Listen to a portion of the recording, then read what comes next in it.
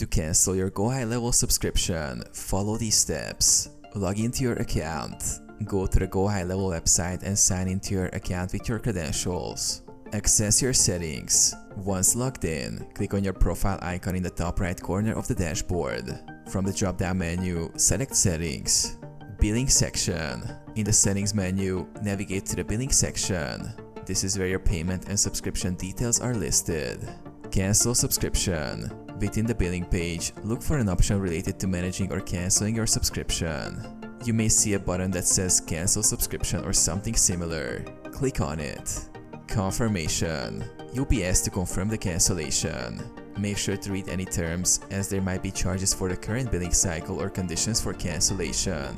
Support option. If you're unable to find the cancellation option, or if you prefer assistance, you can reach out to GoHighLevel's customer support team via live chat or email. They can help you with the cancellation process. Confirm cancellation. After completing the process, ensure you receive a confirmation email or notification verifying the cancellation of your subscription.